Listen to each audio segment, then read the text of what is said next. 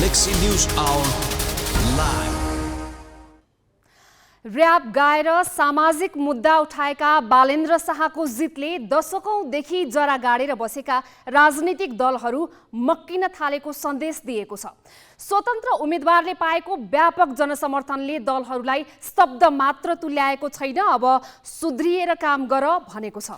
स्थानीय निर्वाचनको सन्देश स्पष्ट छ। राजनीतिमा अब युवा पुस्ताले मौका पाउनुपर्छ। लोकतन्त्रका लागि खुसीको कुरा यो हो कि तन्नेरी पुस्ताले राजनीतिक दलहरूप्रतिको आक्रोश मतपत्रमा व्यक्त गरेका छन्। अब दलहरूले विकृत राजनीतिप्रतिको युवा वितृष्णालाई कसरी सम्बोधन गर्छन् हेर्न बाँकी छ। न्युज आवरमा आज हामी काठमाडौँ महानगरको नेतृत्व सम्हालेका बालेन्द्र शाहको अभूतपूर्व जितको चिरफार गर्नेछौँ। साथमा हुनेछ क्षेत्राधिकार नाघेर अमेरिका स्थित नेपाली दूतावासका सैन्य सहचारीको आर्थिक मामिलामा संलग्नताको प्रश्न।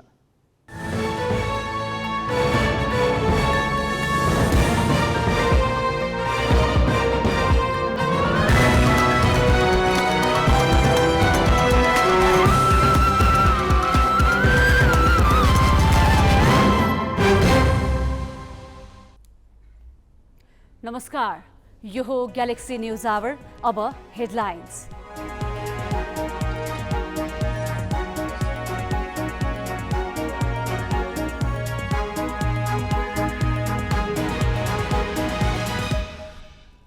नीति तथा कार्यक्रममाथिको छलफल औपचारिकतामा सीमित। सांसदहरूबीच आरोप प्रत्यारोप। एमालेको अवरोधपछि उद्योग मन्त्री बडुको भनाई अभिलेखबाट हटाइयो। अमेरिकामा नेपाली दूतावास भवन खरिद र एनसेल कर विवादमा सैनिक सहचारीको अस्वाभाविक संलग्नता। तत्कालीन राजदूत कार्कीको भूमिकामाथि प्रश्न। निजगढमा अन्तर्राष्ट्रिय विमानस्थल निर्माणमा रोक लगाउने सर्वोच्चको फैसलाले सर्वत्र तरङ्ग। पूर्व प्रधानमन्त्री भट्टराई र नेपाल भन्छन् कार्यपालिकाको क्षेत्राधिकारमा हस्तक्षेप भयो। स्रोत सुनिश्चितता बिनै स्थानीय तहका प्रमुख बीच वितरणमुखी निर्णय गर्ने होड। स्वेच्छाचारी घोषणा पालिकाकै लागि जोखिमपूर्ण। र भारत चीन विवादित क्षेत्र लद्दाखमा भारतीय सेनाको गाडी दुर्घटना। 7 सैनिकको मृत्यु, 19 घाइते।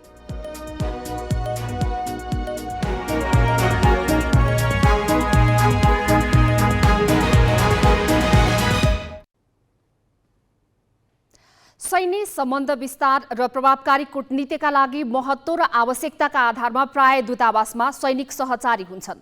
सैनिक सहचारीको मुख्य भूमिका नै सैन्य मामिला हो। तर अमेरिकाको राजधानी वाशिंगटन डीसी स्थित नेपाली दूतावासमा खटिएका सैन्य सहचारी मधुकर कार्की आफ्नो क्षेत्राधिकार नागेर आर्थिक मामिलामा संलग्न भएको पाइएको छ। प्रशासन र लेखाका कर्मचारी हुँदाहुँदै ठूलो रकम कारोबार भएका ती प्रकरणमा सैन्य अधिकारी किन संलग्न भए र उनलाई त्यो जिम्मेवारी किन दिइयो भन्ने प्रश्नले अहिले संसदीय समितिदेखि रक्षा मन्त्रालय र सैनिक मुख्यालयसम्मै तातेका छन्। प्रकरण 1। अमेरिकाको राजधानी वाशिंगटन डीसीमा राजदूत निवास खरिदका लागि 77.5 करोडको भवन खरिद गर्न 2073 साल पुसमा बोलपत्र आह्वान भएको थियो। तर त्यो प्रक्रिया टुङ्गोमा नपुगी बीचैमा रोकियो। 2075 वैशाखमा नियोग उपप्रमुख जीवन प्रकाश श्रेष्ठको संयोजकत्वमा 3 सदस्यीय खरिद एकाइ गठन गरियो, जुन समितिमा सैनिक सहचारी एवं नेपाली सेनाका सहायक रथी मधुकर सिंह कार्की समेत सदस्य थिए। लगत्तै कार्कीकै संयोजकत्वमा अर्को समिति पनि बनाइयो। त्यतिले नपुगेर कार्कीलाई नै संयोजक बनाएर 2 महिनापछि लेखा र प्राविधिक समिति बनाइयो। सैनिक सहचारी कार्कीकै राय अनुसार घर खरिदका लागि परराष्ट्र मन्त्रालयबाट सहमति मागियो। मन्त्रालयले पनि तत्कालै सहमति दियो र घर खरिद भयो।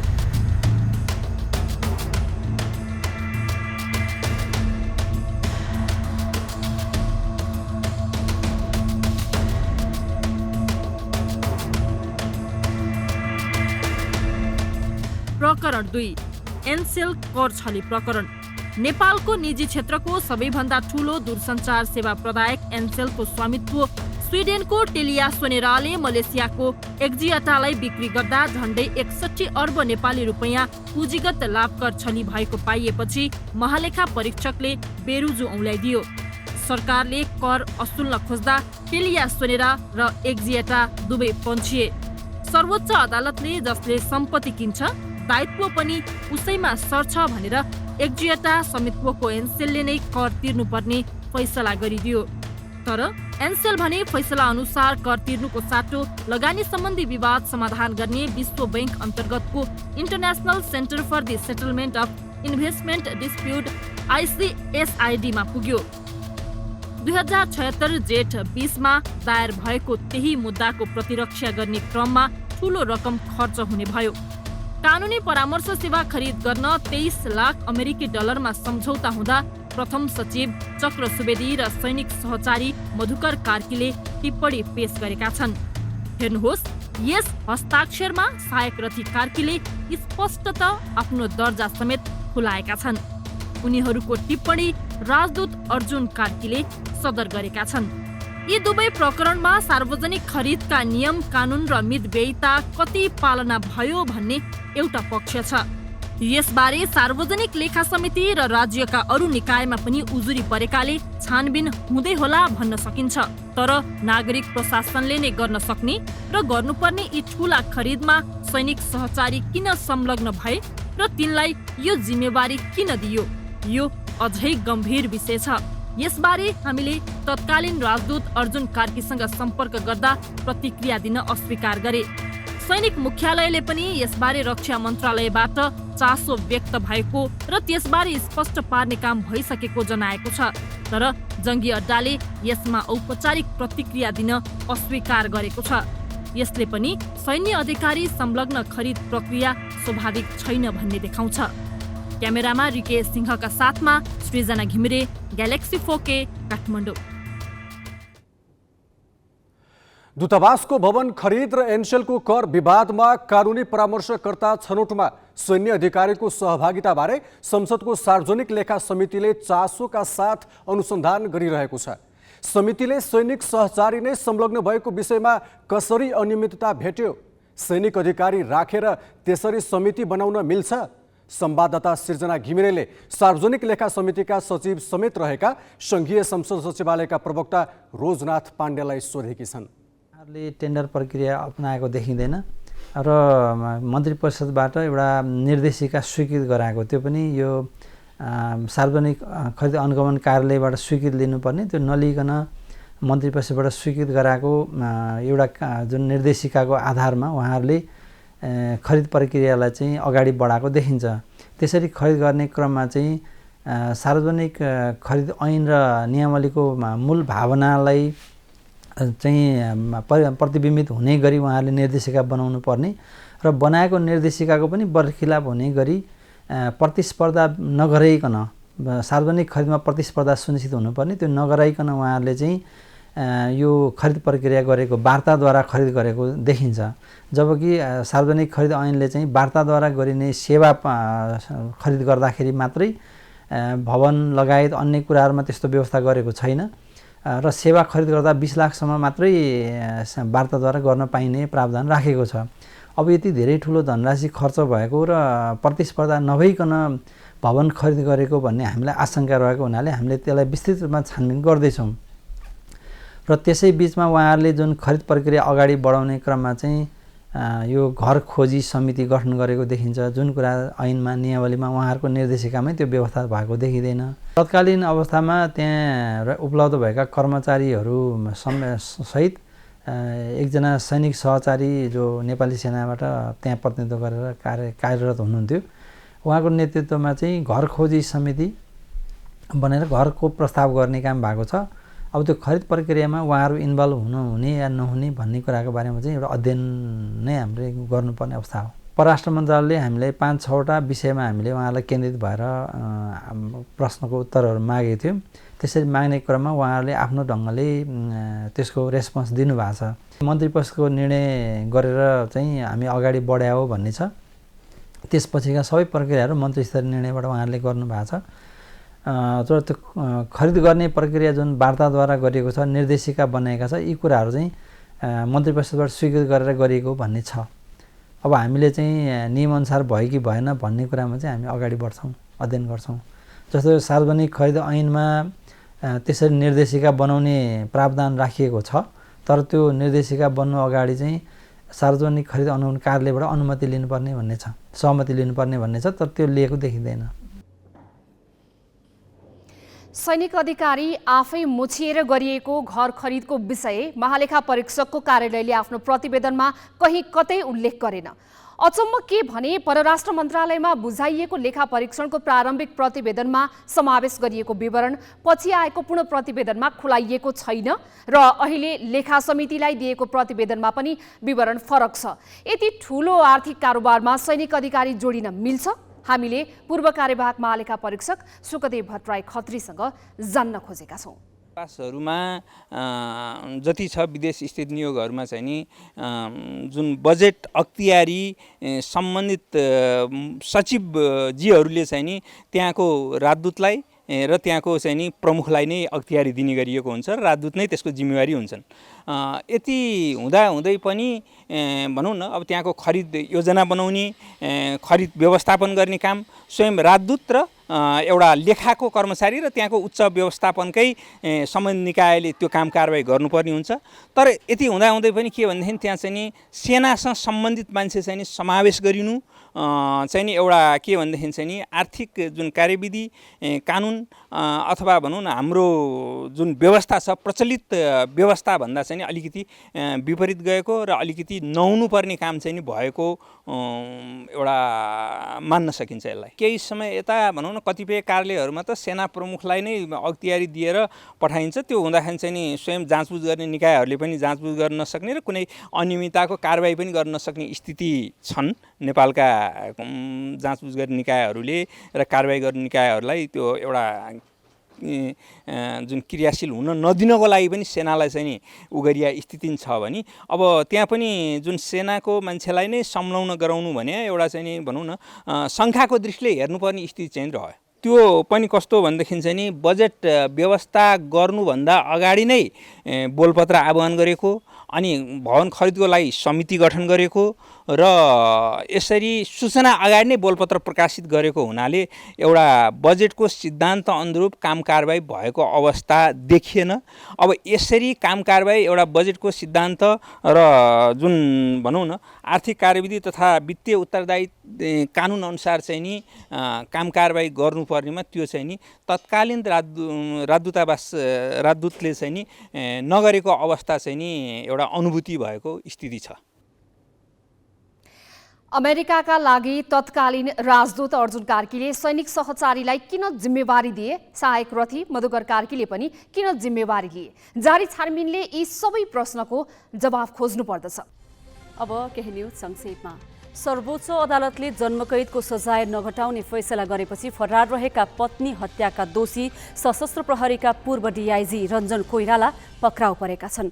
उपत्यका अपराध अनुसन्धान महाशाखाले कोइरालालाई आज साँझ नयाँ बानेश्वर स्थित एक घरबाट पक्राउ गरेको हो। उनलाई बाँकी 11.5 वर्ष कैद भुक्तानका लागि दिल्ली बजार कारागार पठाइएको छ।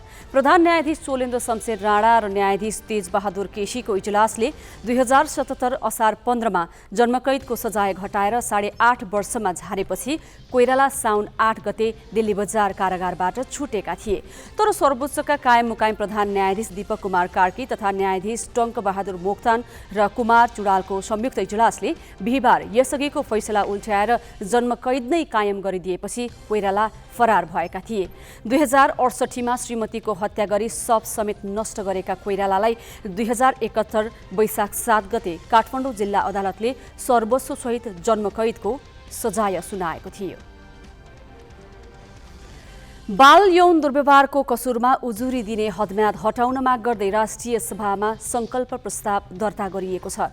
नेपाली कांग्रेसकी सांसद कमला पन्तले संसद सचिवालयमा आज संकल्प प्रस्ताव दर्ता गराएकी हुन्। प्रस्तावमा एमाले सांसद विमला राई पौडेल, प्रमिला कुमारी यादव, विमला घिमिरे, मदन कुमारी शाह, शेखर कुमार सिंह, गंगा कुमारी बेलवासे र तुल प्रसाद विश्वकर्मा समर्थक छन्। बालबालिका बाहेक अन्यको हकमा समेत बलात्कार मुद्दामा उजुरी दिने हदम्यादको व्यवस्था पुनर्विचार गरी आवश्यक संशोधन गर्न माग गरिएको छ। समाजमा बालबालिका विरुद्ध यौन हिंसाका घटना बढिरहेको तर डर, त्रास र लोभ लालचका कारण समयमै उजुरी दिन नसकेको तथा हदम्यादका कारण पीडितले न्याय नपाउने र पीडकले उन्मुक्ति पाउने अवस्था देखिएकाले कानुन संशोधन आवश्यक भएको प्रस्तावमा उल्लेख छ। बाजुराको बुढीगङ्गा नगरपालिकामा पुनः मतदान गर्ने निर्वाचन आयोगको निर्णय विरुद्ध नेकपा एमालेका कार्यकर्ता सडक नै अवरुद्ध गरेर प्रदर्शनमा उत्रिएका छन्। निर्वाचन आयोगले हिजो बुढीगङ्गामा चुनाव निष्पक्ष नभएको ठहर गर्दै वैशाख 30 को मतदान रद्द गरी पुनः निर्वाचन गर्ने निर्णय गरेपछि नेकपा एमाले बाजुरा प्रदर्शनमा उत्रिएको हो। एमाले कार्यकर्ताले साफे मार्तडी सडक खण्ड अन्तर्गतको इकडीगाडदेखि बालदेसम्मको मुख्य सडक अवरुद्ध गरेका थिए।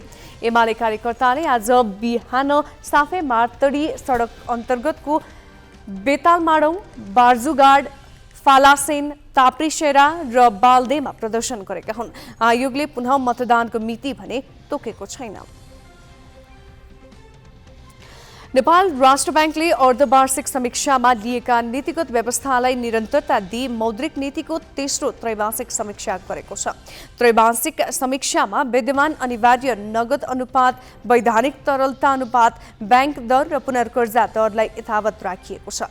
केन्द्रीय ब्याङ्कले मूल्य र बाह्य क्षेत्र स्थायित्वमा देखा परेको दबाव यथावत रहेकाले मौद्रिक नीतिको अर्धवार्षिक समीक्षामा लिएको कार्यदिशालाई निरन्तरता दिएको जनाएको छ। समीक्षाले बजारमा ब्याज दर अझै बढ्न सक्ने संकेत गरेको छ। आन्तरिक तथा बाह्य क्षेत्रमा विद्यमान दबाव कम गरी समष्टिगत आर्थिक स्थायित्व कायम गर्न ब्याज दरका साथै अन्य छनौटपूर्ण उपकरण प्रयोग गरिने केन्द्रीय ब्याङ्कले जनाएको छ। केन्द्रीय ब्याङ्कले पुनर्कर्जाको सीमालाई भने घटाउने संकेत गरेको छ। शेयर धितो कर्जामा लगाइएको 4 र 12 करोडको सीमालाई यथावत राखिएको छ। राष्ट्रिय गौरवको योजनासहित सरकारले बाराको निजगढमा बनाउन लागेको दोस्रो अन्तर्राष्ट्रिय विमानस्थल निर्माण रोक्ने सर्वोच्चको फैसलाले सर्वत्र तरङ्ग उत्पन्न गरेको छ। कतिपयले त न्यायपालिका विकासमा तगारो बनेको र कार्यपालिकाको अधिकारमा हस्तक्षेप गरेको टिप्पणी गरेका छन्। यो प्रसङ्ग विनय कुमारबाट। कुन ठाउँमा कस्ता विकास आयोजना बनाउने भन्ने अधिकार कार्यकारीको हो। सरकारले आफ्नो अधिकार क्षेत्रभित्र रहेर बाराको निजगढमा अन्तर्राष्ट्रिय स्तरको विमानस्थल निर्माणको प्रक्रिया अगाडि बढाएको 1 दशक भइसकेको थियो। वातावरणीय प्रभाव मूल्याङ्कन प्रतिवेदन EIA पनि तयार भइसकेको थियो। तर सर्वोच्च अदालतले विमानस्थल निर्माणमा अहिलेसम्म भएका निर्णय मात्र बदर गरिदिएन, निजगढमा विमानस्थल नबनाउन नै आदेश दियो। यो आदेशलाई लिएर सर्वोच्चमाथि कार्यपालिकाको क्षेत्राधिकारमाथि ठाडो हस्तक्षेप गरेको आरोप लागेको छ। काठमाडौँमा रहेको त्रिभुवन अन्तर्राष्ट्रिय विमानस्थलले माग नधान्ने निष्कर्षमा अर्को अन्तर्राष्ट्रिय विमानस्थल निर्माणको पहल 3 दशक पहिले नै भएको हो। 27 वर्ष अघि नेपिकोन नामक कम्पनीले वैकल्पिक विमानस्थलबारे पूर्व सम्भाव्यता अध्ययन गरेको थियो, जसमा 8 स्थान पहिचान भएका थिए। निजगढलाई सबैभन्दा उपयुक्त ठहर्याइएको थियो। निजगढ अन्तर्राष्ट्रिय विमानस्थल बनाउनका लागि विस्तृत आयोजना प्रतिवेदन DPR तयार पार्न 2066मा कोरियन कम्पनीसँग सम्झौता भयो। त्यो कम्पनीले लागत अनुमान सहित साना ठूला 25 लाख रुख कटान गर्नुपर्ने प्रतिवेदन तयार पार्यो। प्रतिवेदन अनुसार रुख कटानको प्रक्रिया अगाडि बढाइएपछि 2076 फागुन 7 गते सर्वोच्च अदालतमा रिट निवेदन पर्यो। त्यो रिटमा सर्वोच्चले विमानस्थल निर्माणमै रोक लगाउन बिहीबार आदेश दिएको हो, जसको अहिले चौतर्फी विरोध भइरहेको छ। राजनीतिक तहले कार्यकारीको अधिकारमाथि हस्तक्षेप भनेको छ। संसद बैठकमै सर्वोच्चको निर्णयको विरोध भएको छ। यो मास्टर प्लान तयार भइसकेको स्थितिमा, EIA तयार भइसकेको अवस्थामा गहिरो अध्ययन गरेर झन्डै 3 अरब रुपियाँ नेपाल नागरिक उड्डयन प्राधिकरणले खर्च गरिसकेको अवस्थामा, जग्गाहरू अधिग्रहण गरिसकेको अवस्थामा अझै त्यसैको लागि नै 2 खरब रुपियाँको फास्ट ट्र्याक त्यति खर्च भइसकेको स्थितिमा फास्ट ट्र्याक त्यही कामको निम्ति बनाउने अवस्थामा अहिलेको निम्ति जम्मा 1900 हेक्टरभित्र 4000 मिटरको रनवे बनाएर त्यसलाई काम अगाडि बढाउन सकिने अवस्थामा रोकेको कुरा सुन्नमा आयो। बडो दुःख लाग्यो मलाई। कानुन व्यवसायी प्रकाशमणि शर्मा र रन्जु हजुर पाँडे छेत्री विमानस्थल निर्माणका नाममा वन विनाश गर्न नहुने भनेर 2076 फागुन 7 गते अदालत पुगेका थिए। यही प्रकृतिको मुद्दा त्यसअघि नै परेको थियो। उक्त मुद्दाको सुनवाईका क्रममा न्यायाधीश टङ्कबहादुर मोक्तानको एकल इजलासले 2076 मङ्सिर 20 मा विमानस्थल निर्माण कार्य यथास्थितिमा राख्न अन्तर्कालीन आदेश दिएको थियो। त्यसपछि 2076 पुस 6 गते तत्कालीन प्रधान न्यायाधीश चोलेन्द्र शमशेर राणा र कुमार रेग्मीको संयुक्त इजलासले अन्तरिम आदेश दिएपछि रुख काट्ने प्रक्रिया रोकिएको थियो। प्रक्रिया नमिलेको भए त्यसलाई सच्याउन लगाउनु सर्वोच्चको अधिकार नै हो, तर विकास आयोजना कहाँ बनाउने र नबनाउने भन्ने उसको क्षेत्राधिकारभित्र पर्दैन। विकास आयोजनाबारे निर्णय गर्ने अधिकार सरकारको हो। सर्वोच्चको बृहत पूर्ण इजलासले निजगढ विमानस्थलको मुद्दा टुङ्गो लगाउँदा आफ्नो सीमा नै बिर्सिएको छ। कानुनका जानकारहरूले विमानस्थल निर्माणमा रोक लगाइनुलाई अदालतको उत्ताउलो सक्रियता भनेका छन्। विकास र कानुनलाई सँगसँगै लिएर जाने एप्रोच कोर्टले अगाडि सार्नुपर्छ। कानुनको मर्यादा पनि पालना हुनुपर्छ र विकासको कार्य पनि अवरुद्ध हुँदैन। ल एन्ड डेभलपमेन्टको यो एउटा म्युचुअल रिलेसन हुन्छ, त्यो रिलेसनको कन्टिन्युटी अदालतले हेर्ने हो। अब कुन ठाउँमा विमानस्थल उपयुक्त हुन्छ, कुन ठाउँमा उपयुक्त हुँदैन भन्ने कुरा चाहिँ विशुद्ध यो सरकारको र कार्यकारिणीको क्षेत्राधिकारभित्रको विषय हो। त्यसैले त्यस सम्बन्धमा अदालतले के दृष्टिकोण राखेको छ भन्ने कुरा चाहिँ पूर्ण पाठ आएपछि हेरिन्छ। दोस्रो, कतिपय कुरा यस्ता हुन्छन् कि जुन कुरा अदालतले व्यवस्थापन गर्न सक्दैन। हामी एउटा विधिशास्त्रीय मान्यता छ, त्यसलाई जुडिसियल म्यानेजेबल स्ट्यान्डर्ड भनिन्छ। अदालतले मापन गर्न सक्ने विषय छ भने त्यसको न्यायिक पुनरावलोकन हुन्छ, मापन गर्न सक्ने विषय छैन भने त्यसको न्यायिक पुनरावलोकन हुँदैन। निजगढ विमानस्थललाई नेपालको हवाई क्षेत्रको गेम चेन्जर आयोजनाका रूपमा हेरिएको थियो। त्यहाँ प्रारम्भिक काम बापत 3 अर्ब रुपियाँ खर्च समेत भइसकेको थियो, तर सर्वोच्चले आदेश दिँदा यी पक्षलाई ध्यान दिएको देखिएन। यो आदेशले सरकारले अब विकास निर्माणका आयोजना अगाडि बढाउनु पहिले सर्वोच्चबाट स्वीकृति लिनुपर्ने सन्देश गएको छ। शहरी विकास मन्त्री रामकुमारी झाँक्रीले आदेशमा संलग्न न्यायाधीशमाथि कतैबाट परिचालित भएको त होइन भनेर प्रश्न नै उठाएकी छन्।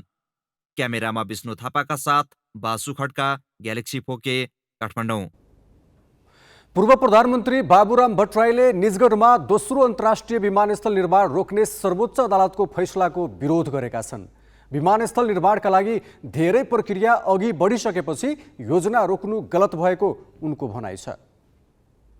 केही ठुला पूर्वाधार योजना निर्माण गर्नुपर्छ भनेर म प्रधानमन्त्री छँदा निजगढको अन्तर्राष्ट्रिय एयरपोर्ट र काठमाडौँ तराई जोड्ने फास्ट ट्र्याक यो चाहिँ सबभन्दा 1 नम्बर महत्त्वपूर्ण योजना, गेम चेन्जर योजना हो भनेर मैले नि राष्ट्रिय गौरवको योजनामा राखेको। अब अहिले यति लामो समयपछि धेरै प्रक्रिया अगाडि बढिसकेपछि यसलाई फेरि रोकिनु उपयुक्त भएन। यसले अब देशको समग्र विकासमा नै ठुलो असर चाहिँ पार्छ। त्यसैले कार्यपालिका, व्यवस्थापिका, न्यायपालिका आफ्नो क्षेत्र हुन्छन्, तर यो मूलतः कार्यपालिकाको क्षेत्रभित्र पर्ने विषयलाई यस प्रकारको चाहिँ निर्णयले नोक्सान पुर्याएको ठान्दछु म। होइन, विगतदेखि नै हाम्रो चाहिँ यो न्याय प्रणाली, हाम्रो प्रशासन संयन्त्रमा पुनर्संरचना जरुरी छ भनेर मैले त आवाज उठाउँदै आएको पनि हो। किनकि हाम्रा परम्परागत राज्यका संरचनाहरू विकास मैत्री छैनन्, यिनीहरू अत्यन्त प्रक्रियामुखी छन्। प्रक्रियाका हिसाबले त तर्क गर्न सकिएला, तर परिणामको हिसाबले हेर्ने हो भने विकास निर्माणका थुप्रै कामहरू विगतदेखि रोकिँदै आएका पनि छन्। त्यसले यो विषयमा समग्र ढङ्गले सोच्नुपर्छ। दोस्रो अन्तर्राष्ट्रिय विमानस्थल बिना काठमाडौँले जब यहीँ आन्तरिक पनि धान्न नसक्ने अवस्था आइसक्यो, हामीलाई चाहिन्छ फेरि टाढा पठाएर पनि हुँदैन। विदेशीहरू आउने भनेको राजधानीमै हो। फेरि त्यो निजगढको अन्तर्राष्ट्रिय एयरपोर्ट भनेको वीरगञ्ज जस्तो सबभन्दा महत्त्वपूर्ण जुन हाम्रो व्यापारिक नाका हो, जहाँबाट काठमाडौँसँग सबभन्दा निकटको व्यापार सम्बन्ध हुन्छ। त्यसैले सामान ढुवानी आदि गर्नको निम्ति पनि हामीलाई फास्ट ट्र्याक लगायतका जो आवश्यक छ, रेलको आवश्यक छ। एयरपोर्ट हुँदाखेरि नै अन्तर्राष्ट्रिय र राष्ट्रिय यातायात र सञ्चार र ढुवानीको निम्ति चाहिँ मद्दत पुग्छ। त्यसैले त्योभन्दा बाहेक अन्यत्र उपयुक्त ठाउँ छैन नेपालको विकासको निम्ति। त्यसैले चाहिँ यो जुन निर्णय अब अहिले जुन घटना घटेको छ, यो घटनाले चाहिँ हाम्रो विकासलाई ठुलो दूरगामी असर गर्छ भन्ने मलाई लाग्छ। विमानस्थल निर्माण रोक्ने सर्वोच्च अदालतको फैसलाप्रति दुवै खाले टिप्पणी भइरहेका छन्। फैसलाले आयोजना त रोक्यो, तर अर्को प्रश्न जोडतोडले उब्जायो।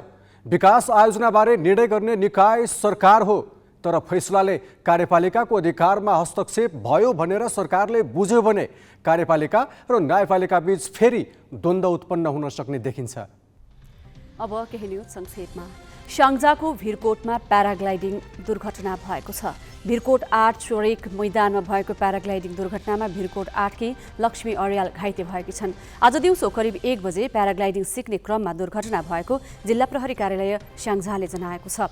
घाइते अर्याललाई दुर्घटनास्थलबाट उद्धार गरी उपचारका लागि प्रभु एयरको हेलिकप्टरबाट पोखरा स्थित मेट्रो सिटी अस्पताल लगिएको छ। घाइतेको टाउको र खुट्टामा चोट लागेको प्रहरीले जनाएको छ।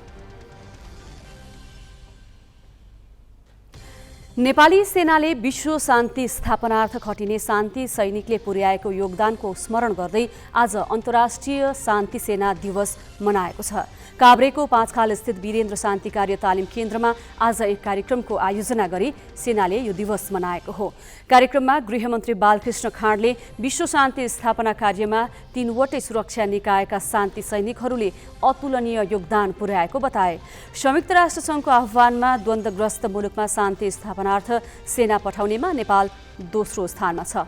नेपालले हाल 11वटा द्वन्द्वरत मुलुकमा 5570 सुरक्षाकर्मी परिचालन गरेको छ।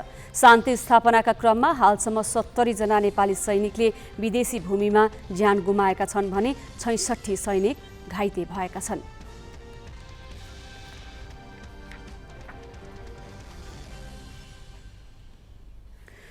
भारत प्रशासित लद्दाख क्षेत्रमा सेनाको गाडी दुर्घटना हुँदा 7 सैनिकको मृत्यु भएको छ। थेसबाट करिब 25 किलोमिटरको दूरीमा रहेको लद्दाख क्षेत्रमा सेनाको गाडी श्वेक नदीमा खसेको हो। गाडी सडकबाट लगभग 50 फिट तल खसेको हो। 26 भारतीय सैनिक रहेको गाडी लद्दाखको चेकपोस्टतर्फ गइरहेको थियो। 7 सैनिकको घटनास्थलमा मृत्यु भएको छ भने अन्य 19 जना सैनिक घाइते भएका छन्। घाइते सैनिकहरूलाई एयरफोर्सको सहयोगमा उपचारका लागि परतापुर अस्पताल लगिएको छ। चीन र भारत बीच विवादित लद्दाख क्षेत्रमा दुवै देशले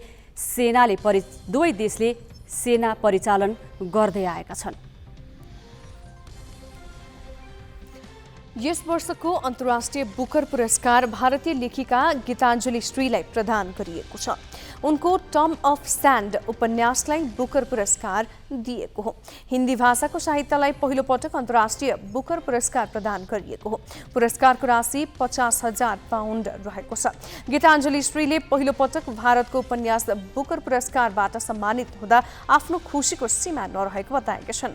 हिन्दी भाषामा लेखिएको टर्म अफ स्ट्यान्ड उपन्यासलाई अमेरिकी अनुवादक डेजी रकवेलले अङ्ग्रेजीमा अनुवाद गरेकी हुन्। हरेक वर्ष विश्वभरबाट उत्कृष्ट उपन्यासलाई प्रदान गरिने अन्तर्राष्ट्रिय बुकर पुरस्कार साहित्य क्षेत्रको प्रतिष्ठित पुरस्कार हो। नेपाल T20 लिग खेल्ने टोली खरिदको लागि टेन्डर आह्वान गरिएको छ। नेपाल क्रिकेट सङ्घ क्यानले लिग खेल्ने 6 टोली खरिदको लागि खुल्ला टेन्डर आह्वान गरेको हो। क्यानले टोली खरिदको लागि जेठ 24 गतेसम्मको समय सीमा तोकेको छ। असोज 8 देखि कार्तिक 5 गतेसम्म चल्ने प्रतियोगिताको लागि क्यानले यसअघि नै 6 टोली घोषणा गरिसकेको छ। क्यानले पहिलो पटक आयोजना गर्न लागेको प्रतियोगितामा 7 प्रदेशका छुट्टा छुट्टै टोलीले प्रतिस्पर्धा गर्नेछन्। लिगमा विराटनगर, जनकपुर, काठमाडौँ, पोखरा, लुम्बिनी, भैरहवा र फार वेस्टर्न टोली सहभागी हुनेछन्। यिनै टोली खरिदको लागि सङ्घले टेन्डर आह्वान गरेको हो। संसद ऐन, नीति र नियम बनाउने थलो हो, तर नेपालको संसदमा ऐन, नीति तथा नियमका बारेमा भन्दा दलगत स्वार्थका बारेमा बढी चर्चा हुन्छ। विषयगत छलफल भन्दा पनि सांसदहरूबीच दलीय आबद्धताका आधारमा आरोप प्रत्यारोप चल्छ। अहिले संघीय संसदमा सरकारले आगामी वर्षको लागि प्रस्तुत गरेको नीति तथा कार्यक्रममाथि छलफल भइरहेको छ, तर छलफल विषय भन्दा आरोप प्रत्यारोपमा केन्द्रित छ। यो प्रसङ्ग स्मृति मल्लबाट। प्रतिनिधि सभाको आजको बैठकमा सरकारको नीति तथा कार्यक्रममाथि छलफल गर्ने कार्यक्रम थियो, तर बैठक नीति तथा कार्यक्रममाथि भन्दा आरोप प्रत्यारोपमा केन्द्रित भयो। आरोप प्रत्यारोप कतिसम्म उत्कर्षमा पुग्यो भने करिब 3 घण्टा त बैठक चल्नै सकेन। मान्य सदस्यहरू, बिहान 11 बजे सुरु भएको बैठकमा सभामुख अग्नि सापकोटाले सबैभन्दा पहिले उद्योग वाणिज्य तथा आपूर्ति मन्त्री दिलेन्द्र बडुलाई समय दिए। बडुले विशेष समय लिएर बोल्ने क्रममा बिहिबार एमाले अध्यक्ष केपी शर्मा ओलीले दिएको अभिव्यक्तिको प्रतिवाद गरे।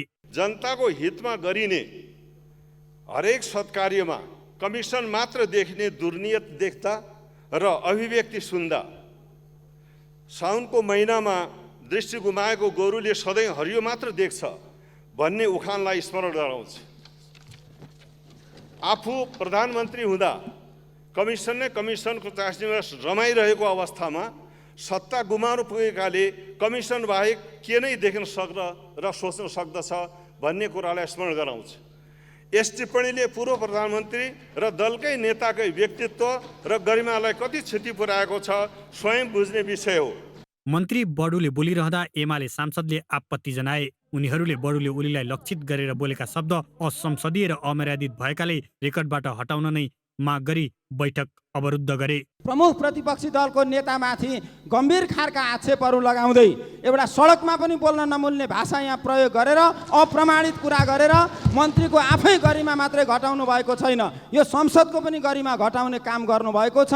र म आग्रह गर्न चाहन्छु, नेकपा एमाले भनेको यो देशको सबभन्दा ठुलो पार्टी, संसदको सबभन्दा ठुलो पार्टी, प्रमुख प्रतिपक्षी दलका प्रमुख नेतालाई, संसदीय दलको नेतालाई, पूर्व प्रधानमन्त्रीलाई जुन किसिमको आरोप लगाएर उहाँले यहाँ बोल्नु भएको छ, ती शब्दहरू यो रेकर्डबाट नहटाइकन नेकपा एमाले यसबाट पछाडि हट्न सक्दैन। एमाले अवरुद्ध गरेपछि सभामुख सापकोटाले बैठक 15 मिनटका लागि स्थगित गरे, तर करिब 3 घण्टासम्म बस्न सकेन। एमाले आपत्ति जनाएका शब्द संसदको रेकर्डबाट हटाउने सहमतिपछि मात्र बैठक बस्यो। बैठकमा एमाले वरिष्ठ उपाध्यक्ष ईश्वर पोखरेलले पनि ओलीकै शैली अपनाए। उनले पनि पाएको समय नीति तथा कार्यक्रममा केन्द्रित हुनुको साटो सरकारमाथि निर्वाचनमा धाँधली गरेको आरोप लगाउनमा खर्च गरे। सत्ताधारी गठबन्धनले नेकपा एमालेका मतदाताहरूलाई आतंकित पार्ने र आफूहरूलाई मजबुत देखाउने उद्देश्य राखेर यी अपराध कर्म गरेको थियो भनेर म यहाँ उल्लेख गर्न चाहन्छु। गठबन्धनका सबै अगुवा भनिएकाहरू यो स्थानीय तहको निर्वाचनलाई सके टार्ने नसके सार्ने प्रयत्नमा भरमरदुर लागेको कुरा सार्वजनिक भएकै हुन्। यो अहिले आएर मात्रै भनिएको कुरा होइन। यसका लागि त्यसबेला उहाँहरूका कस्ता कस्ता तर्क कुतर्कहरू थिए हामी कसैले पनि बिर्सन सक्दैनौँ। पोखरेलपछि बोल्ने पालो आयो काङ्ग्रेस सांसद मिनेन्द्र रिजालको। उनले पनि आफ्नो समय एमालेलाई जवाफ फर्काउन प्रयोग गरे। एमाले त 30.7% मात्रै पायो, 5% को फरक थियो। कहाँ गयो एमाले भन्दै हुन्थ्यो, कता खोज्यो एमाले भन्दै हुन्थ्यो। भनेनौँ हामीले भन्यौँ के? हामीले भन्यौँ हामीले त्यति मत लिएर आए पनि 23 सिट मात्रै जित्यौँ। हामीले भन्यौँ एमाले 80 सिट जित्यो। हामीले भन्यौँ वाम गठबन्धनले 116 सिट जित्यो। सरकार बन्यो, टिकाउन सक्नु भएन। हामीले गरेर हो त? जसको बुई चढेर चुनावमा सफलता प्राप्त गर्नुभयो उनलाई सम्मान गर्न नसकेपछि के पो टिक्थ्यो? आफ्नै पार्टी टिकाउन सक्नु भएन अनि हामीलाई भन्नुहुन्छ, त्यो हामीलाई भनिराख्नु परेन। कमसेकम आफ्नो अनुहार, आफ्नो रूप हेरे हुन्छ। किन कुण्ठा हामीसँग? हारलाई पनि स्वीकार गर्नुहोस् न, अनि आउने चुनावको तयारी सजिलो हुन्छ। त्यति चाहिँ मैले भन्नै पर्छ। नेताहरू खास गरी निर्वाचनको परिणामलाई लिएर आरोप प्रत्यारोपमा केन्द्रित हुँदा नीति तथा कार्यक्रम माथिको छलफल औपचारिकतामा मात्र सीमित हुन पुगेको छ। अङ्गराज नेउपाने, ग्यालेक्सी फोके, काठमाडौँ। स्थानीय तहको यसपालिको निर्वाचन काठमाडौँ महानगरपालिका वासीका लागि अभूतपूर्व परिघटना बन्न पुग्यो। सङ्घीय राजधानी रहेको काठमाडौँमा स्वतन्त्र उम्मेदवारी दिएका बालेन्द्र शाहले समाजको पिँधसम्मै जरा हालेका काङ्ग्रेस र एमालेलाई पाखा लगाए, त्यो पनि फराकिलो मतान्तर सहित। उनको विजयले काङ्ग्रेस र एमाले त स्तब्ध हुने नै भए, धेरैलाई आश्चर्य तुल्याएको छ। काठमाडौँ महानगरको प्रमुखमा 56 जना प्रतिस्पर्धामा थिए। तिनै मध्ये एक थिए बालेन्द्र। उनको स्वतन्त्र उम्मेदवारीलाई काङ्ग्रेस र एमाले दुवैले निकै कम आँकेका थिए, तर उनले मतगणनाको पहिलो दिनदेखि नै अग्रता लिए। वैशाख 31 गतेदेखिको अग्रता अन्तिम दिनसम्म कायम रह्यो। मत जति बढी गणना भयो उनले उति नै अग्रता लिए। बालेन्द्रले अन्तिममा 61,767 मत पाए, जबकि उनका निकटतम प्रतिद्वन्दी काङ्ग्रेसकी सिर्जना सिंहले 23,426 कम मत पाइन्। एमालेका केशव स्थापित तेस्रो स्थानमा रहे। 3 जनाले मात्रै जमानत जोगाउन सके। बालेन्द्रसँग सिंह र स्थापितले नसोचेको हार बेहोरे।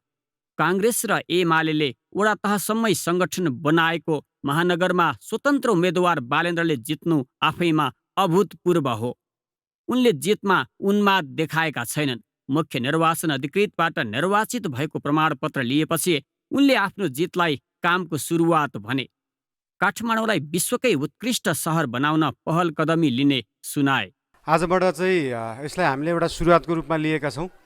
यो भनेको एउटा यो यसपालिको स्थानीय निर्वाचनको जुन परिणाम आएको छ यसलाई चाहिँ हामीले हाम्रो एउटा विजय भन्दा पनि हाम्रो एउटा कार्यको सुरुवात हुनेछ। यो अबको 5 वर्षमा हाम्रो भिजन हाम्रो एजेन्डाहरूलाई चाहिँ पूर्ण रूपमा कार्य सम्पन्न गर्ने चाहिँ हाम्रो एउटा धारणा रहेको छ। हामी सबैजना मिलेर अब काठमाडौँलाई एउटा चाहिँ सुन्दर विश्वकै देशकै मात्रै नभएर विश्वकै सुन्दर सहर विश्वकै उत्कृष्ट सहर बनाउनलाई चाहिँ हामी सबैले सहकार्य गर्नेछौँ। निर्वाचित भएको घोषणापछि बालेन्द्र राष्ट्रिय सभागृहमा समर्थकबाट घेरिए। बधाई दिन ओहिरो लाग्यो। समर्थकले उनलाई र्यालीमा सहभागी गराए। बालेन्द्र र उनका समर्थकको र्यालीले मतदातालाई धन्यवाद भन्न सहरका विभिन्न भाग परिक्रमा गर्यो। धन्यवाद र्यालीको समापनमा बालेन्द्रले मतदातालाई भावुक बनाउने सम्बोधन गरे। उनले काठमाडौँवासीबाट पाएको अपार माया सम्हाल्न सक्ने हो होइन भन्ने दुविधा रहेको बताइरहँदा माहौल भावुक बन्न पुगेको थियो। कहिलेकाहीँ कस्तो लाग्छ भन्दाखेरि यति धेरै पोजिटिभिटी यति धेरै माया कि मरिदिउँ जस्तो लाग्छ। भोलिको दिनमा बाँच्दा केही गल्ती होला केही भुलचुक होला जस्तो लाग्छ। यति धेरै माया धान्न गाह्रो भएको छ। तर विश्वास गर्नुहोस् यो माया यो साथ यो समर्थनलाई हामी हाम्रो स्ट्रेन्थ बनाएर हाम्रो ऊर्जा बनाएर अब आउने 5 वर्षलाई चाहिँ हामीले यो ऊर्जालाई चाहिँ प्रवाह गरेर काठमाडौँ महानगरपालिकामा एउटा वेब चलाउनेछौँ। महानगरमा 1,59,000 मत सदर भएको थियो। त्यसमध्ये बालेन्द्रले पाएको मत 38% भन्दा बढी हो। विपक्षमा मत हाल्नेको चित्त नदुखोस् भन्नेमा उनी सचेत थिए। त्यसो त उनले धन्यवाद र्याली पनि ननिकाल्ने भनेका थिए। समर्थकले र्याली शान्त र सौम्य हुन्छ भनेपछि उनले साथ दिए। क्यामेरामा रिकेश सिंहको साथमा मेलन बुढाथोकी र अक्षर काका, ग्यालेक्सी फोके, काठमाडौँ। पद बहालीका बेला मन्त्रीहरूले निर्णय गर्ने परम्परा छ। स्थानीय तहमा नवनिर्वाचित प्रमुखहरूले पनि मन्त्रीकै सिको गरेका छन्। उनीहरूले स्रोतको सुनिश्चितता र कार्यपालिका सभाको बैठक अगावै लोकरिझाइका निर्णय गरेका छन्। लोकप्रिय सुनिए पनि यस्ता निर्णय भोलि उनीहरूकै लागि प्रत्युत्पादक हुने जोखिम छ। स्याङ्जाको कालीगण्डकी गाउँपालिका अध्यक्षमा दोस्रो पटक बाजी मारेका खिमबहादुर थापाले पद बहाली लगत्तै गाउँमा निशुल्क इन्डक्सन चुलो बाँड्ने निर्णय गरे। त्यति मात्र होइन, न्यूनतम 20 युनिट विद्युत महसुल निशुल्क गर्दै आएको गाउँपालिकामा उनले 30 युनिटसम्म छुट दिने निर्णयमा हस्ताक्षर ठोके। पालिकाका सबै नागरिकलाई न्यूनतम विद्युत महसुल छुट भएअनुसार थप उपयोगमा सहुलियत दिने र त्यसको लाभ लिनको लागि महँगो ग्यास चुलो विस्थापित गरी इन्डक्सन चुलो उपलब्ध गराउने साथै यस पालिकाका सबै नागरिकको बिमा गर्दा लाग्ने प्रिमियम निशुल्क रहेकोमा यस कार्यालयमा मातहत कार्यरत सबै कर्मचारीहरूको स्वास्थ्य बिमा बाबतको प्रिमियम निशुल्क गर्न आगामी वर्षको गाउँसभाबाट बजेट विनियोजन गर्ने व्यवस्था मिलाउनेछु। पद बहालीका क्रममा सन्धि खर्क नगरपालिकाका प्रमुख कृष्ण प्रसाद श्रेष्ठले नगरवासीको न्यूनतम विद्युत महसुल 30 रुपियाँ नगरपालिकाले भुक्तानी गर्ने, नगरभित्रका अस्पतालमा सुत्केरी हुने महिलालाई पोषण स्वरूप जनहित 2000 रुपियाँ दिने लगायतका वितरणमुखी निर्णयमा हस्ताक्षर गरे। पोखरा महानगरपालिकाका प्रमुख धनराज आचार्यले न्यून आय भएका अभिभावकका बालबालिकालाई पोषण भत्ता दिने निर्णय लिए। हेटौडा नगरपालिकाकी प्रमुख मीना लामाले अति विपन्न 1541 घर परिवारको निशुल्क स्वास्थ्य बिमा गरिदिने, मासिक 15,000 लिटर पानी र 25 युनिट बिजुली निशुल्क उपलब्ध गराउने निर्णयमा हस्ताक्षर गरिन्। अब यो चाहिँ अब मेयरले पहिलो आफ्नो पदभार ग्रहण गरिसकेपछि आफूले अब यसको पनि एउटा कर्मचारीहरूसँग बसेर चाहिँ उहाँहरूसँग एउटा हामीले घोषणा गरेको हो यो हैन। यसको प्रक्रियाको लागि अझै अब कार्यान्वयनको लागि अझै तहमा जाँदैछौँ र कार्यान्वयन तहमा जाँदाखेरि उहाँहरूसँग बसेर यसको चाहिँ जस्तो सोर्स के हो त भन्ने कुराहरूमा यो प्रश्न उठ्न सक्ला। यो पनि हामी मिडिया मार्फत तपाईँहरूलाई चाहिँ जानकारी गराउँछौँ। यी त केही प्रतिनिधि उदाहरण हुन्। स्थानीय तहका नवनिर्वाचित प्रमुखले स्रोतको वास्तै नगरी तथा कार्यपालिकाको पहिलो बैठक बस्नै नपाउँदै लोक रिझाएका निर्णय गरेका छन्। वितरणमुखी निर्णय गर्न नवनिर्वाचित प्रमुखबीच अहिले होडबाजी नै चलिरहेको छ। यस्ता निर्णय सुन्दा लोकप्रिय लागे पनि सुशासनका दृष्टिले स्वेच्छाचारी भएको जानकारहरूको बुझाइ छ। स्थानीय तह सम्बन्धी कानुन, संवैधानिक प्रावधानहरू, आफ्नो कार्यक्षेत्रहरू पहिला उहाँहरूले त्यो बुझ्नुपर्छ। त्यो बुझिसके पछाडि चाहिँ स्थानीय तहको कार्यपालिकाको प्रमुखले के गर्न सक्छ त्यो गर्ने विषयवस्तुहरूमा चाहिँ फेरि सम्बन्धित सभाको वा कार्यकारी समितिको पनि कन्सेन्ट लिनुपर्छ। यो दुईटा कुरा। तेस्रो कुरा के हेर्नुपर्छ त भन्दाखेरि चाहिँ स्रोतले कतिको भ्याउँछ, त्यति कुरा तिनवटा हेरिसके पछाडि मात्रै उहाँहरूले निर्णय गर्नुपर्छ भन्छु। होइन भनेदेखि चाहिँ उहाँहरूले अहिले भर्खरै जित्नुभयो, माला फुल खादा लगाउने बेलामा उहाँहरूले चाहिँ इमोसनमा अथवा चाहिँ आफूलाई जनतालाई चाहिँ केही कुराहरू तत्काल घोषणा गरौँ भनेर चाहिँ सेलिब्रिटी हुने किसिमबाट यसरी व्यक्त गर्दाखेरि चाहिँ यसले कार्यान्वयनको वास्तविकतालाई पनि चाहिँ समेट्दैन। कानुन त स्थानीय तहका प्रमुखले कुनै पनि कार्यक्रम कार्यान्वयन गर्नु पूर्व सभा वा कार्यपालिकाको बैठकमा प्रस्तावका रूपमा लैजानुपर्छ। प्रस्ताव स्वीकृत भएपछि मात्र कार्यान्वयन योग्य ठहरिने स्थानीय सरकार सञ्चालन ऐनमा उल्लेख छ। कानुनी व्यवस्थाको ख्यालै नगरी नगरपालिका प्रमुखले सस्तो लोकप्रियताका लागि हचुवामा आफू खुसी निर्णय गरेर कार्यान्वयनमा आफै चुनौती खडा गरिरहेका छन्। अर्को कुरा, सङ्घ र प्रदेशले पाउने रकमको टुङ्गो नलागेसम्म स्थानीय तहले आफ्नो बजेट बनाउन पनि सक्दैनन्। जनमत अथवा लोकमत प्राप्त गर्नुभएको छ, तर सँगसँगै विधिको मत पनि हामीले हेर्नुपर्छ। कानुनले के भन्छ त, कानुनी प्रक्रियाहरू के हुन्छन् त्यो पनि हामीले हेर्नुपर्ने आवश्यकता भएको छ।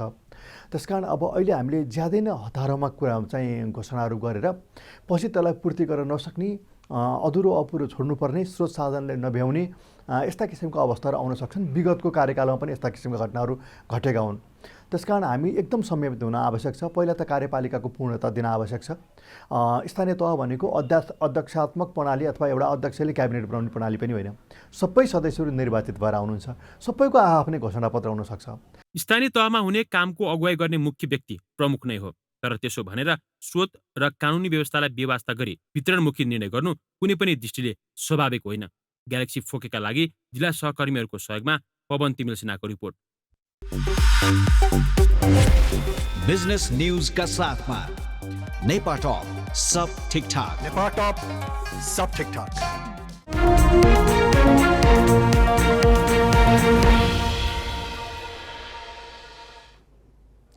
सरकारले जेठ 8 गते एलपीजी ग्यासको भाव प्रति सिलिन्डर 200 रुपैयाँ बढायो। युक्रेन युद्धलाई देखाएर पश्चिमा राष्ट्रले रुसमाथि प्रतिबन्ध लगाउँदा संसारभर ग्यासको भाव चुलिएको छ। 2 वर्ष अघि $2 पनि कम भएको प्राकृतिक ग्यासको भाव अहिले $9 पुगिसकेको छ। अर्थात् अन्तर्राष्ट्रिय बजारमा 2 वर्षमा ग्यासको भाव 4.5 गुणा महँगिएको छ। व्यापार घाटा बढाएको र सँगसँगै देशभित्र उत्पादन हुने बिजुलीले अबका वर्ष बजार नपाउने अवस्था आएको भनी सरकार ग्यासलाई प्रतिस्थापन गर्नतर्फ अघि बढेको छ। यसका लागि ग्यासमा दिएको अनुदान घटाउनु वा हटाउनु कति जायज होला? राष्ट्रपति विद्यादेवी भण्डारीले मंगलबार सदनमा प्रस्तुत गरेको सरकारको नीति तथा कार्यक्रममा पेट्रोलियम पदार्थको मूल्य निर्धारण स्वचालित प्रणालीमा आधारित गराइने उल्लेख छ। यो बिल्कुलै नयाँ विषय त होइन, तर अहिले विश्व बजारमा पेट्रोलियम पदार्थको मूल्य आकाशिएपछि बढी जोरदार रूपमा उठ्न थालेको छ। नेपाल आयल निगमले अब घाटा सहेर पेट्रोलियम पदार्थ बेच्न नसक्ने भनेको छ। यस्तो बेला डिजेल र पेट्रोल भन्दा पनि खाना पकाउने ग्यासमा दिइएको अनुदानमाथि भने ठूलो प्रश्न उठेको छ। ग्यासमा सरकारले दिँदै आएको प्रति सिलिन्डर 900 रुपैयाँ अनुदान घटाउन सरकारमाथि दबाव परिरहेको छ। ग्यासलाई विद्युतीय चुलोले प्रतिस्थापन गर्ने योजनाका साथ यस्तो अनुदान आउनुपर्ने माग उठेको छ। पहिलो चिज हामीले गर्नुपर्ने के भने यो अहिले हामीले कुकिङ ग्यासमा जुन सब्सिडी दिएछौँ नि, आजको दिनमा 900 रुपैयाँ पर सिलिन्डर दिएछ र यो वर्ष 50 अरब रुपैयाँ नाग्दैछ ग्यास इम्पोर्टमा।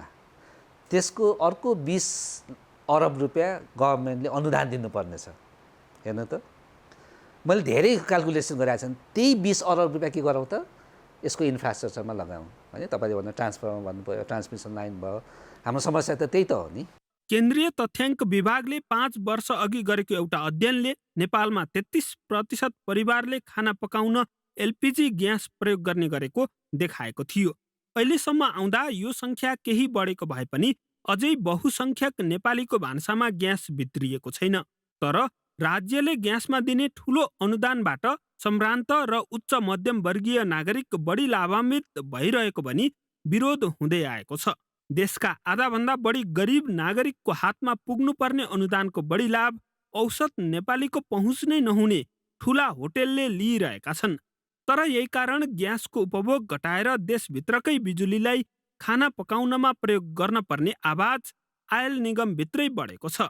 पेट्रोलियम पदार्थको खपत कसरी घटाउँदाखेरि चाहिँ ठिक हुन्छ भन्नेतर्फ समयमै सोचेर एउटा यसलाई दीर्घकालीन नीति बनाएर आफ्नो देशमा उत्पादन भएको यो विद्युतलाई चाहिँ हामीले बढीभन्दा बढी खपत गर्ने तर्फ हामी उन्मुख भयौँ भने यस्ता घाटाहरू पनि कम हुँदै जान्छन्। 22 लाखभन्दा बढी घर परिवारले खाना पकाउन प्रयोग गरिरहेको ग्यासलाई प्रतिस्थापन गर्न त्यति सजिलो चाहिँ छैन। यसका लागि हाम्रो विद्युत वितरण प्रणालीमा ठूलो पुनर्संरचना गर्नुपर्छ, जुन असाध्यै महँगो पर्न सक्छ। बिजुलीका तार र ट्रान्समिटर नै धेरै फेर्नुपर्ने हुन सक्छ। विद्युतीय चुलो र चुलोमा लाग्ने भाँडाकुँडा पनि आयात नै गर्नुपर्छ। यसो गर्दा ज्यादै ठूलो पैसा देश बाहिर जाने अवस्था आउँछ।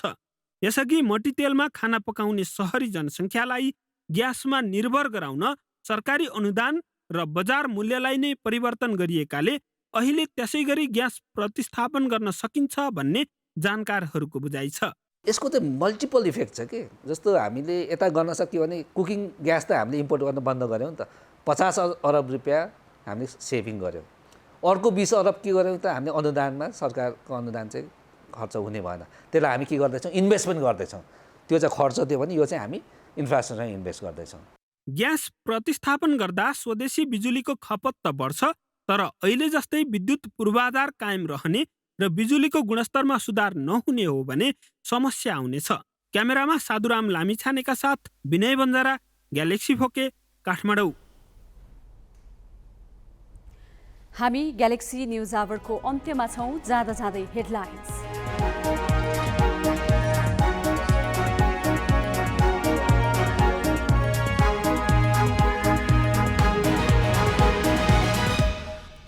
नीति तथा कार्यक्रममाथिको छलफल औपचारिकतामा सीमित, सांसदहरूबीच आरोप प्रत्यारोप। एमालेको अवरोधपछि उद्योग मन्त्री बडुको भनाई अभिलेखबाट हटाइयो।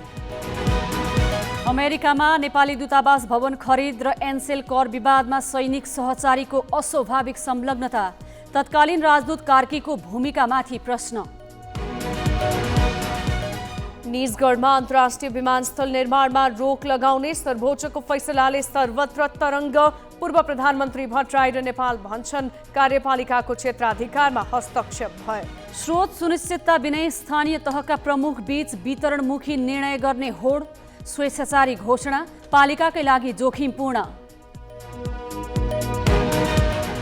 र भारत चीन विवादित क्षेत्र लद्दाखमा भारतीय सेनाको गाडी दुर्घटना, 7 सैनिकको मृत्यु, 19 घाइते।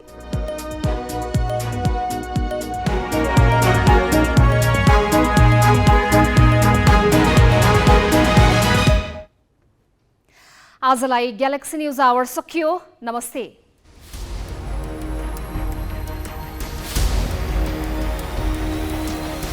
This is Galaxy News Hour Live.